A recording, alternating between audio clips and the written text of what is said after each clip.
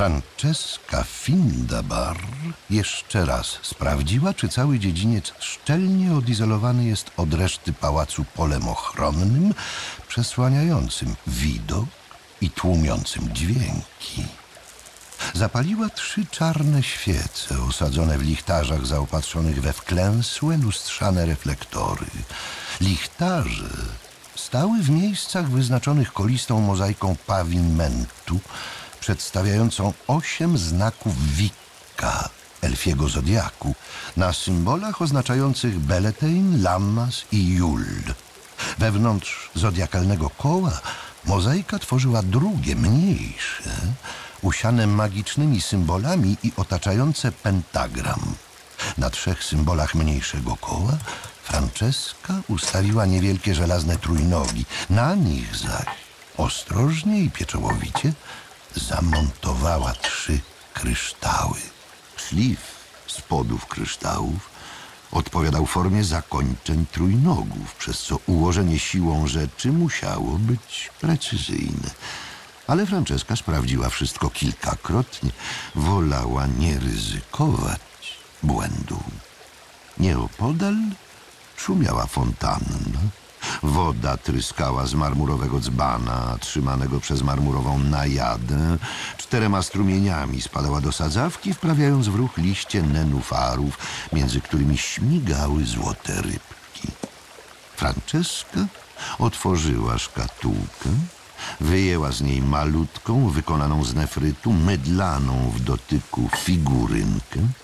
Ustawiła ją dokładnie pośrodku pentagramu. Cofnęła się. Jeszcze raz zajrzała do leżącego na stoliku grimoire'a, wzięła głęboki wdech, uniosła ręce i wyskandowała zaklęcie. Świece momentalnie zapłonęły jaśniej. Fasety kryształów rozbłysły i trysnęły smugami światła. Smugi zestrzeliły się na figurynce, która natychmiast zmieniła kolor. Z zielonej stała się złota, a po chwili transparentna. Powietrze zadrgało od magicznej energii bijącej o ochronne ekrany. Jedna ze świec prysnęła iskrami, po posadzce zatańczyły cienie. Mozaika zaczęła żyć, zmieniać kształty. Franceska nie opuszczała rąk, nie przerywała inkantacji. Figurka rosła, błyskawicznie pulsując i tętniąc, zmieniała strukturę i kształt niczym pełzający po posadzce obłok dymu. Światło bijące z kryształów przeszywało dym. W smugach blasku pojawiły się ruch i twardniejąca materia. Jeszcze moment, a w centrum magicznych kół pokazała się nagle postać ludzka. Postać czarnowłosej kobiety bezwładnie leżącej na posadzce. Świece zakwitły wstążkami dymu, kryształy zgasły. Franceska opuściła ręce, rozprężyła palce i otarła pot z czoła. Czarnowłosa kobieta na posadzce zwinęła się w kłębek i zaczęła krzyczeć.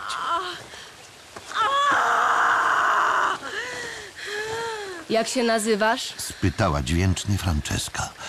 Kobieta wyprężyła się, zawyła, przyciskając obie ręce do podbrzusza. Jak się nazywasz? Yennefer! Elfka odetchnęła z ulgą. Kobieta nadal zwijała się, wyła, jęczała, tłukła pięściami o posadzkę, próbowała wymiotować. Franceska czekała cierpliwie i spokojnie. Będąca jeszcze przed chwilą nefrytową figurynką, kobieta cierpiała, było to widoczne i normalne, ale mózg miała nieuszkodzony. No, Yennefer. Powiedziała po dłuższej chwili, przerywając jęki. Może już dosyć, co? Yennefer z wyraźnym wysiłkiem uniosła się na czworaki. Otarła nos przed ramieniem, rozejrzała się błędnie. Jej wzrok przemknął po Francesce, jak gdyby elfki w ogóle nie było na dziedzińcu. Zatrzymał się i ożył dopiero na widok tryskającej wodą fontanny. Podpełzłszy z ogromnym trudem, Jennefer przegramoliła się przez czembrowinę i z pluskiem wwaliła do sadzawki, zakrztusiła się. Zaczęła palskać, kaszleć i pluć. Wreszcie, rozgarniając lilie wodne, dobrnęła na czworakach do marmurowej najady i usiadła, opierając się plecami o cokół posągu. Woda sięgała jej do piersi. Franceska. Wybełkotała, dotykając obsydianowej gwiazdy na szyi i patrząc na elfkę nieco przytomniejszym wzrokiem. Ty Ja. Co pamiętasz? spakowałaś mnie. Cholera, spakowałaś mnie? Spakowałam i rozpakowałam. Co pamiętasz? Garstang, elfy, Ciri, ty i 500 cetnarów, które nagle zwaliły mi się na głowę. Teraz już wiem, co to było. Kompresja artefaktowa. Pamięć funkcjonuje. To dobrze. Jennefer opuściła głowę. Spojrzała między swoje uda, nad którymi przemykały złote rybki. A, każ potem zmienić wodę w sadzawce, Enid. Zamamrotała. Bo właśnie wysikałam się do niej. Drobiazg. Uśmiechnęła się Franceska. Zwróć jednak uwagę, czy w wodzie nie widać krwi. Zdarza się, że kompresja niszczy nerki. Tylko nerki. Jennefer wzięła ostrożny wdech. We mnie nie ma chyba jednego zdrowego organu. Przynajmniej tak się czuję. Do diabła. Nic, nie wiem, czym zasłużyłam sobie na taki traktament. Wyjdź z sadzawki. Nie. Dobrze mi tu. Wiem. Dehydracja. Degradacja. Degrengolada. O, dlaczego mi to zrobiłaś? Wyjdź, Jennefer. Czarodziejka wstała z trudem, oburącz przytrzymując się marmurowej najady. Strząsnęła z siebie nenufary, silnym szarpnięciem rozdarła i zwlekła ociekającą wodą suknię. Naga stanęła przed fontanną pod tryskającymi strumieniami. Opłukawszy się i napiwszy, wyszła z sadzawki, usiadła na brzegu basenu, wyrzęła włosy, rozejrzała się. Gdzie ja jestem? W Dol Blatana. Jennefer wytarła nos. Drakana Tanet jeszcze trwa? Nie. Skończyła się. 1,5 miesiąca temu. Musiałam cię bardzo skrzywdzić. Powiedziała po chwili Jennefer. Musiałam zdrowo zaleść ci za skórę, Enid. Ale możesz uznać nasze rachunki za wyrównane. Zemściłaś się godnie, choć może trochę zbyt sadystycznie. Nie mogłaś ograniczyć się do poderżnięcia mi gardła? Nie mów głupstw. Elfka skrzywiła usta. Spakowałam cię i wyniosłam z Garstangu, by ocalić ci życie. Wrócimy do tego, ale później nieco. Proszę. Oto ręcznik. Oto prześcieradło. Nową suknię dostaniesz po kąpieli. W stosownym miejscu, w wannie z ciepłą wodą. Już wystarczająco zaszkodziłaś złotym rybkom. Ida, Emin i Franceska piły wino. Jennefer piła glukozę i sok z marchwi. W ogromnych ilościach. Podsumujmy. Powiedziała, wysłuchawszy relacji Franceski. Nilfgaard podbił Lyrię. Do spółki z Kedwen rozebrał Edirn, spalił Wengerberg, schołdował Werden, właśnie podbija Brugge i Sodden. Wilgefortz znikł bez śladu. Tissaia de Vries popełniła samobójstwo. A ty zostałaś królową Doliny Kwiatów. Cesarz Emhyr koroną i berłem odwdzięczył ci się za moją Ciri, której tak długo poszukiwał, a którą teraz ma i wykorzysta wedle woli i zachcianki. Mnie spakowałaś i przez 1,5 miesiąca trzymałaś w pudełku jako statuetkę z nefrytu. I zapewne spodziewasz się, że ci za to podziękuję. Wypadałoby. Odrzekła chłodno Franceska Findabar. Natanet był niejaki Riens, który za punkt honoru postawił sobie zadanie ci powolnej i okrutnej śmierci. A Wilgefortz obiecał mu to umożliwić. Riens uganiał się za tobą po całym Garstangu, ale nie znalazł, bo już byłaś nefrytową figurynką za moim dekoltem. I byłam tą figurynką 47 dni. Tak. Ja zaś, pytana, mogłam spokojnie odpowiadać, że Yennefer z Wengerbergu nie ma w Dolblatana. Pytano wszak o Yennefer, nie o statuetkę. Co się zmieniło, że wreszcie zdecydowałaś się rozpakować mnie? Wiele. Zaraz ci to wyjaśnię. Przedtem wyjaśnisz mi coś innego. Na Tanet był Geralt, Wiedźmin. Pamiętasz, przedstawiłam ci go w Aretuzie. Co z nim? Uspokój się. Żyję. Jestem spokojna. Mów, Enid. Twój Wiedźmin Powiedziała Franceska. w ciągu jednej tylko godziny zrobił więcej niż niejeden przez całe życie. Nie rozwodząc się, złamał nogę Dijkstrze, uciął głowę Artodowi Teranowie i bestialsko zarąbał około 10 Skojatael. Ach, byłabym zapomniała. Obudził jeszcze niezdrowe podniecenie Keire Metz. Straszne. Yennefer wykrzywiła się przesadnie. Ale Keira doszła już chyba do siebie. Nie żywi chyba do niego urazy. To, że podnieciwszy ją, nie wychędożył, wynikało z całą pewnością z braku czasu, nie z braku szacunku. Zapewnij ją o tym w moim imieniu. Sama będziesz miała okazję to uczynić. Powiedziała chłodno stokrotka z dolin. I to wkrótce. Wróćmy jednak do spraw, względem których nieudolnie udajesz obojętność.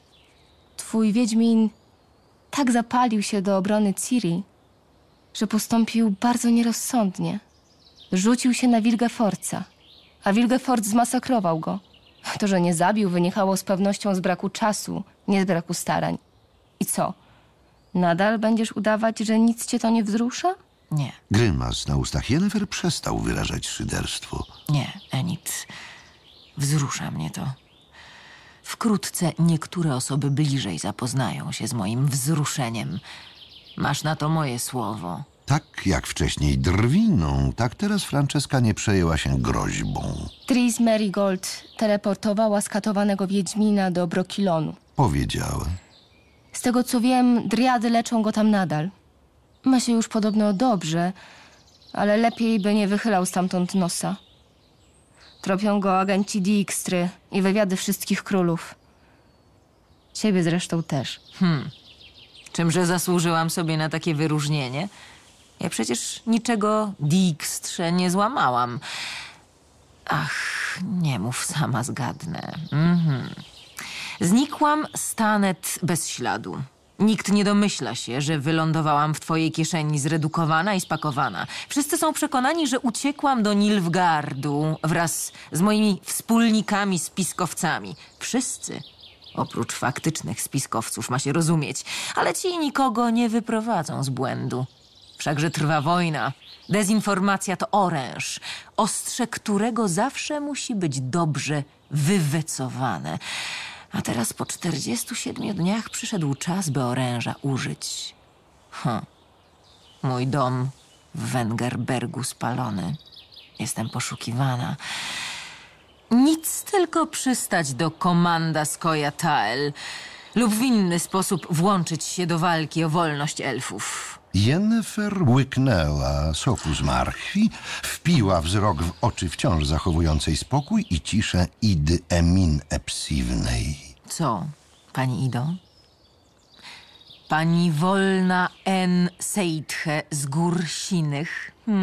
Trafnie odgaduje pisany mi los? Czemu to milczy pani niby głaz? Ja, pani Yennefer, Odrzekła rudowłosa elfka. milczę, gdy nie mam nic sensownego do powiedzenia. Zawsze to lepiej niż snuć nieuzasadnione przypuszczenia i maskować niepokój gadulstwem. Przejdź do rzeczy, Enid. Wyjaśnij pani Yennefer, o co chodzi. Zamieniam się w słuch. Yennefer dotknęła palcami obsydianowej gwiazdy na aksamitce. Mów, Franceska. Stokrotka z dolin oparła podbródek na złączonych dłoniach. Dziś Oznajmiła. jest druga noc, od kiedy księżyc jest w pełni. Za małą chwilę teleportujemy się do zamku Monte Calvo, siedziby Filipy Eilhart. Weźmiemy udział w posiedzeniu organizacji, która powinna cię zainteresować. Zawsze wszak byłaś zdania, że magia stanowi wartość najwyższą, stojącą powyżej wszelkich podziałów, sporów, wyborów politycznych, osobistych interesów, ansów, resentymentów i animozji. Ucieszy cię zapewne wieść, że niedawno powstał zrąb instytucji, coś w rodzaju tajnej loży, powołanej wyłącznie do obrony interesów magii, mającej dopilnować, by magia zajmowała w hierarchii spraw różnych należne jej miejsce. Korzystając z przywileju rekomendowania nowych członków wspomnianej loży, pozwoliłam sobie wziąć pod uwagę 2 kandydatury. Idy Emin Epsivnej i twoją. Cóż za nieoczekiwany zaszczyt i awans. Zadrwiła Yennefer. Z magicznego niebytu wprost do tajnej, elitarnej i wszechmocnej loży, stojącej ponad osobistymi ansami i resentymentami. Tylko czy ja by się nadaję?